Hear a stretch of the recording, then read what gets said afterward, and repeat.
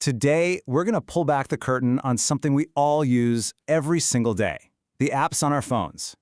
We're going to demystify how they're actually made, but we're not going to use a bunch of complex jargon. Instead, we're going to tell it as a simple story. So let's get into it.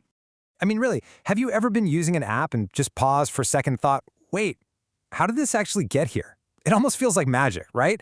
But it's not magic. It's actually a pretty fascinating journey. And today, we're going to follow that journey right from the very beginning. You see, every single feature, every button you tap, every screen you swipe, it all goes on this incredible adventure before it ever reaches you. And this adventure has a name, the Software Development Lifecycle. You can think of it like the biography of an idea. So, every great story needs a beginning, right? And for software, that beginning is the blueprint. This is the all-important planning phase, where a tiny spark of an idea starts to get its master plan. Okay, let's meet the first character in our story, the product owner. For our purposes, they're the author. It's their job to dream up the plot, to define what the features are, and to write down exactly what our new application needs to do. They're setting the scene. So how does our author start writing? Well, you might be surprised. It's not with complicated technical documents. Now, they write something called a user story. And you can think of this as the very first chapter of the story. And it's always told from the perspective of the person who's actually going to use the app, you. And here's a perfect example of what one of those user stories looks like. See how simple it is? It's totally focused on a goal. As a user, I want to log in so I can get to my account securely.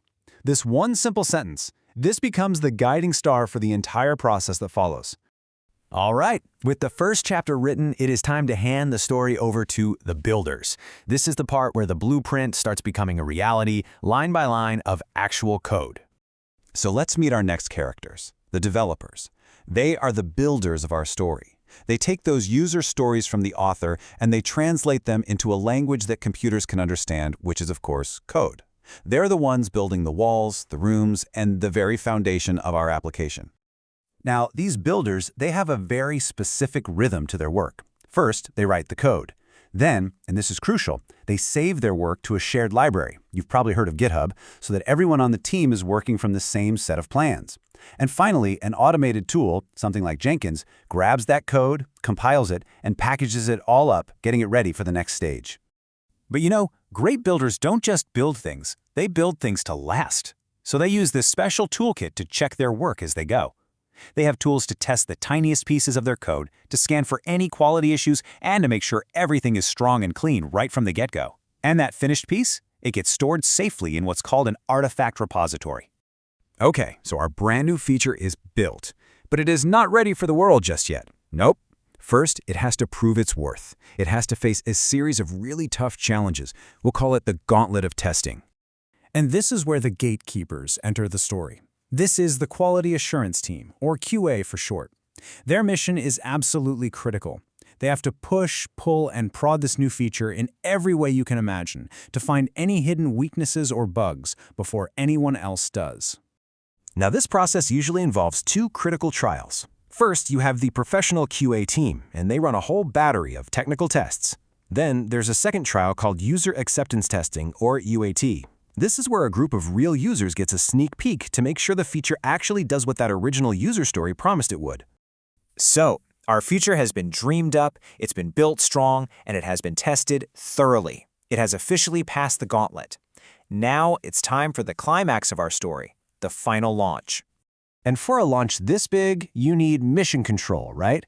We'll meet the Site Reliability Engineering Team, or SREs. They are the experts who make sure the deployment is safe and successful. They're managing the final countdown to take our feature live. And this is it.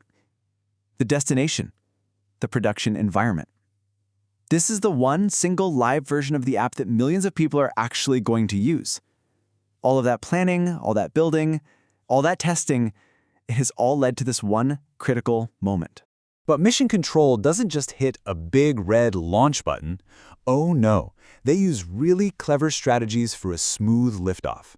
For example, they might do what's called a canary deployment, releasing the feature to just a small group of users at first. That way they can watch it carefully and make sure everything's working perfectly before rolling it out to everyone else. It's all about minimizing risk and launching safely.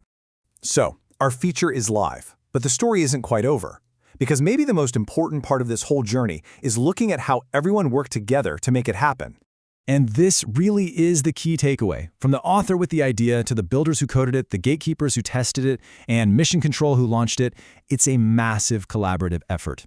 Every single team plays an absolutely essential and equal role in bringing an idea to life. And so the journey from one simple sentence to a live feature on your phone is complete. But here's the really cool thing about software. The story never really ends. It's a cycle. New ideas are always sparking, new user stories are always being written, and the whole adventure just begins all over again. So the next time you see an update notification for one of your apps, you'll know the incredible story it went on to get to you. It kind of makes you wonder, doesn't it? What new chapter, what new journey is just getting started right now?